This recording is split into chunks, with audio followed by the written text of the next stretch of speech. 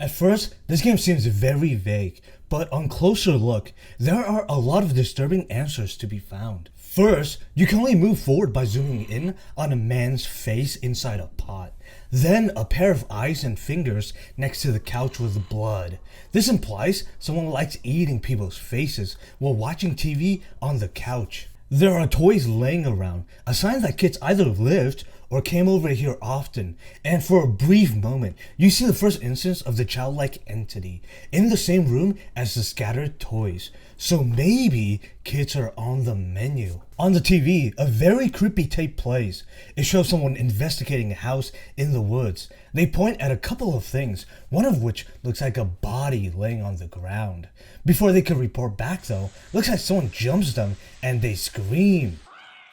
The tape ends with an image of a man with deadly face wounds, which could be what happened to the investigator. Then there's a skull leading to the storage room, where you find an outfit with a skin mask on it. The skull ends up under a table next to large black bags. This is likely where the killer keeps his villain outfit and the remains of his victims in black bags. Things heat up after a musical puzzle with the door banging, the jump scare, and you see a drawing of a head with a lot of attention where the brain is. The killer might just like the brain the most, which could explain the many injuries on the entity's head. Now we see a room full of toys, suggesting that kids are a big part of the menu. After finishing the toy animals puzzle, the demonic entity makes a full-on jump scare appearance, suggesting that they were heavily tied to this room. A lot of dead body parts show up after the attack, suggesting that a lot of kids were sliced up in this room, and you can even see the places on the table have body parts in them, pretty much confirming that the killer did eat humans. The entity appears again,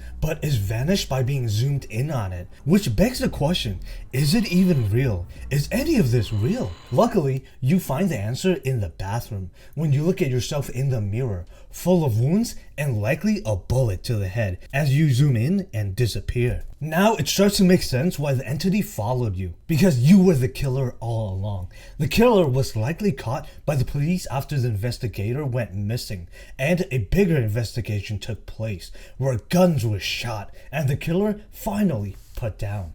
This is basically a hell for the killer who liked to eat children. He is woken up forgetting what happens, then slowly starts to remember his evil deeds, all while being haunted by the victims as a giant entity. And after he realizes what's going on, by seeing himself in the mirror, he disappears and starts the cycle all over again. An eternity of being jump scared by his victims. This fits in with what the name of the game suggests, which basically sums up to God will punish the evildoers and bless the righteous. So while the child eater is suffering, the real victims are probably up in heaven playing Fortnite and Minecraft. Timestamp your favorite part of the video to give me feedback. See ya.